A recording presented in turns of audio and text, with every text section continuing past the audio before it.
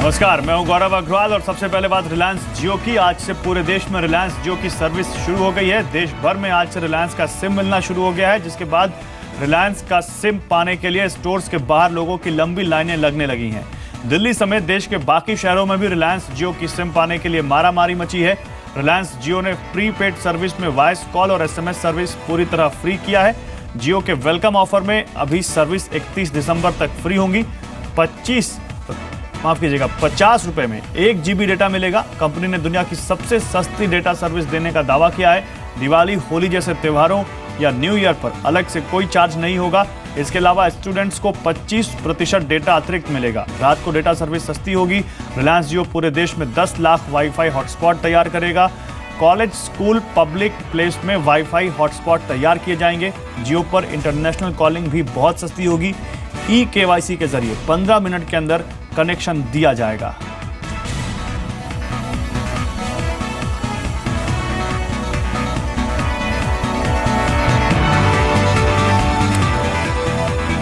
और सिम पाने में ऐसी कौन सी दिक्कतें आ रही, बता रहे मेरे सहयोगी असीम मनचंदा।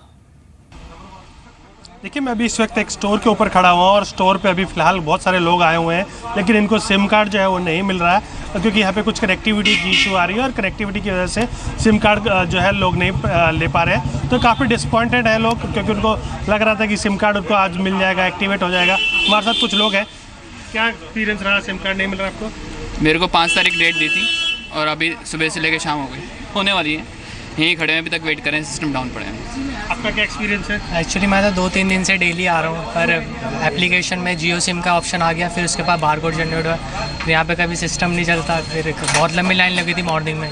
फिर मैं घर चला गया, अभी आया, फिर नहीं सिस्टम चल रहा। काफ़ी प्रॉब्लम हो रही है, सिम नहीं मिल पा रहा। आपका क्या एक्सपीरियंस रहा? सर, मैं आजकल आज के दिन पूरे डिजिटल स्टोर में जितने भी दिल्ली में लगभग 6-7 जगह गया, वहाँ पर कहीं भी नहीं मिल रही। वो कह रहे हैं कि 1-2 दिन बाद आएगी, 1-2 हफ्ते बाद आएगी।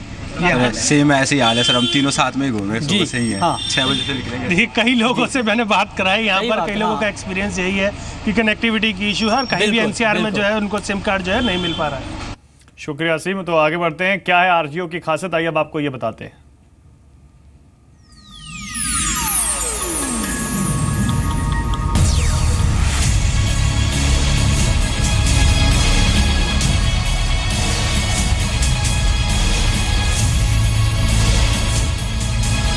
मुकेश अंबानी ने टेलीकॉम सेक्टर में धमाकेदार एंट्री की है। एक ही शॉट में उन्होंने कंज्यूमर को किंग बना दिया तो अपने विरोधियों की हवा निकाल दी। लेकिन अब सवाल ये कि आखिर कंज्यूमर को क्या मिला। वेलकम ऑफर के तहत 31 दिसंबर तक सभी डेटा प्लान और बुके ग्राहकों के लिए मुफ्त होंगे, जिसमें वॉइस कॉल और SMS भी फ्री होंगे। रिलायंस जियो का दावा है कि उनकी डेटा सर्विस दुनिया की सबसे सस्ती सर्विस होगी। रिलायंस जियो की डेटा सर्विस 5 पैसे प्रति MB या 50 रुपए प्रति GB होगी, जो दुनिया भर में दी जाने वाली डेटा सर्विस से 10 गुना सस्ती होगी। जियो के प्राइस में सिर्फ 10 प्लान होंगे, जिसे जरूरत के मुताबिक चुना जा सकता है। जितना ज्यादा डेटा खर्च करेंगे, उतनी ही उसकी दर घटती जाएगी।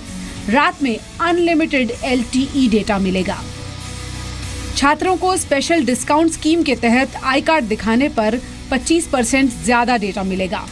रिलायंस जियो के नेटवर्क पर 135 Mbps पीक डाउनलोड स्पीड मिलेगी। रिलायंस ने जियो फाइव राउटर केवल 1999 रुपए में लॉन्च किया है।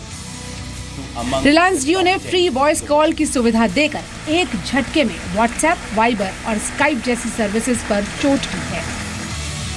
रिलायंस जियो के कंज्यूमर्स को किसी भी नेटवर्क पर वॉइस कॉल बिल्कुल फ्री मिलेगी। पूरे देश में रोमिंग चार्ज भी पूरी तरह फ्री होंगे। जियो कस्टमर्स के लिए कोई ब्लैकआउट डे नहीं होगा। दिवाली, होली और न्यू ईयर पर SMS का कोई चार्ज नहीं होगा। रिलायंस जियो के उपभोक्ताओं को इसके अलावा भी काफी कुछ मिलेगा। जियो के कस्टमर्स को 300 live TV channels, 6000 movies, 28 lakh गाने फ्री दिए जाएंगे।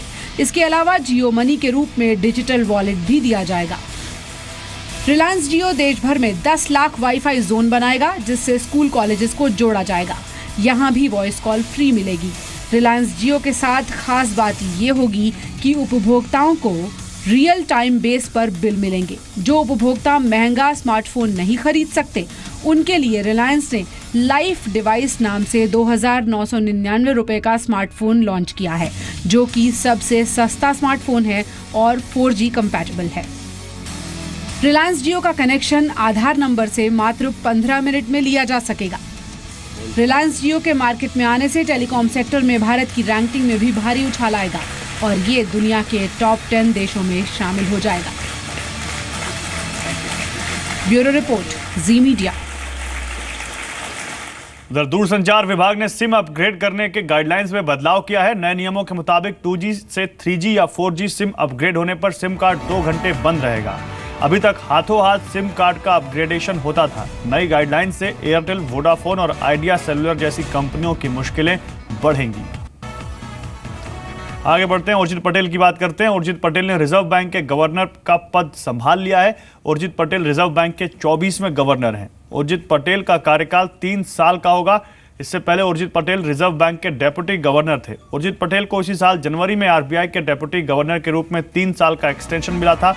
Patel London school of economics से ग्रेजुएट हैं। उन्होंने प्रतिष्ठित येल यूनिवर्सिटी से पीएचडी की है। उर्जित पटेल उस कमेटी के अध्यक्ष थे जिसने WPI की जगह CPI को महंगाई का नया मानक बनाने सहित कई अहम बदलाव सुझाए थे। महंगाई को लेकर पटेल का रुख काफी सख्त रहा है। उर्जित पटेल IMF से भी जुड़े रहे हैं।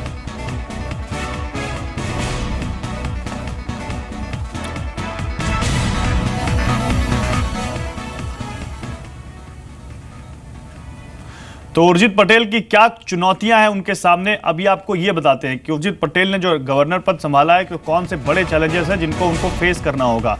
महंगाई पर काबू पाना बड़ी चुनौती होगी, क्योंकि महंगाई, और जो इससे पहले जो गवर्नर थे रघुराम राजन, उनका महंगाई पे बड़ा फोकस था और महंगाई से उन्होंने जोड़ा था इंटरेस्ट रेट को कि महंगाई जब तक काबू में नहीं आएगी तब तक रेट कम नहीं होंगे। तो महंगाई पर काबू पाना, बैंकों का NPA 10% से घटाकर 7% पर लाना है। NPA भी एक बहुत बड़ा चैलेंज है इनके सामने, इसको भी इनको फेस करना होगा। कमज़ोर रुपए में स्थिरता लाना भी उर्जित पटेल के लिए एक बड़ा चैलेंज है, क्योंकि रुपए में कुछ कमजोरी बढ़ी है। रुपए को 65 रुपए पर डॉलर के लेवल पर लाना इनके लिए एक बड़ा चैलेंज होगा। पेमेंट बैंकों के जरिए लोगों को वित्तीय आज़ादी दिलाना, फाइनेंशियल इंक्लूजन बढ़ाना, ये भी उर्जित पटेल के लिए सामने एक बड़ी चुनौती है। और देखते हैं उर्जित पटेल इसको लेकर क्या काम करते हैं, कैसा काम करते हैं, ये भी देखना होगा। तो उर्जित पटेल की जो चुनौतियाँ हैं इसमें ये भी एक बड़ी चुनौती है उनके लिए, पेमेंट बैंकों की। एकेडमिक दुनिया में अब राजन क्या करेंगे ये हम आपको बताते हैं। उर्जित पटेल के सामने क्या चैलेंजेस हैं हमने आपको बताया, और अब जो गवर्नर जा रहे हैं रघुराम राजन, वो क्या करेंगे ये जानिए। एकेडमिक दुनिया में वापस लौटेंगे रघुराम राजन। रघुराम राजन रिसर्च पर अपना ध्यान केंद्रित करेंगे और रिसर्च पर अपना ध्यान लगाएंगे। एकेडमिक्स में, राजनीति में शामिल होने का राजन का कोई इरादा नहीं है। उन्होंने साफ किया कि पॉलिटिक्स में उनको बिल्कुल इंटरेस्ट नहीं है और नहीं शामिल होना चाहते। 10 साल एकेडमिक किताबें लिखने पर उनका फोकस होगा। आरबीआई गवर्नर का कार्यकाल पर उन्होंने कहा कि उनका कोई इरादा नहीं कि इस टेन्योर पर वो कोई किताब लिखे। चलिए आगे बढ़ते हैं।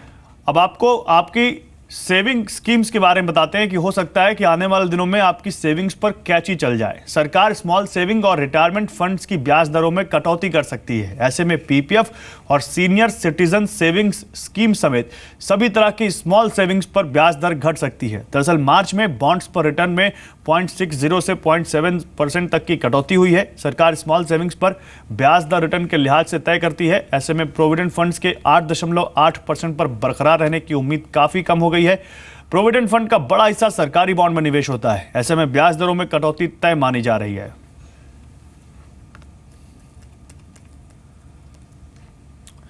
सोशल सिक्योरिटी की योजनाओं को एक छत के नीचे लाने के लिए सरकार ने सोशल सिक्योरिटी अथॉरिटी बनाने की तैयारी शुरू कर दी है। सूत्रों के मुताबिक सरकार जल्दी अथॉरिटी के प्रमुख की नियुक्ति करेगी।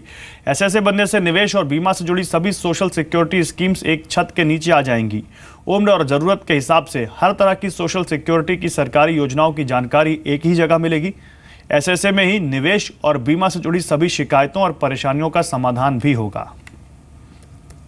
उधर सहारा की बात करते हैं। सहारा को सुप्रीम कोर्ट से फिर झटका लगा है। गुड़गांव के सहारा ग्रेस सोसाइटी मामले में सुप्रीम कोर्ट ने सहारा इंडिया कमर्शियल कॉरपोरेशन को 8 हफ्तों में 3.5 करोड़ रुपए जमा कराने के आदेश दिए हैं।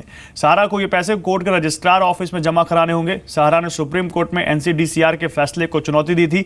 एनसीडीसीआर ने सोसाइटी के 30 निवासियों को 3 करोड़ 30 लाख रुपए मुआवजा देने के लिए कहा था। हालांकि इन लोगों को 2008 में फ्लैट का पोजीशन मिल गया था, लेकिन शर्त थी कि अगर बायर्स को देर से फ्लैट मिलेगा तो सहारा 10 रुपए प्रति स्क्वायर फीट के हिसाब से मुआवजा देगा।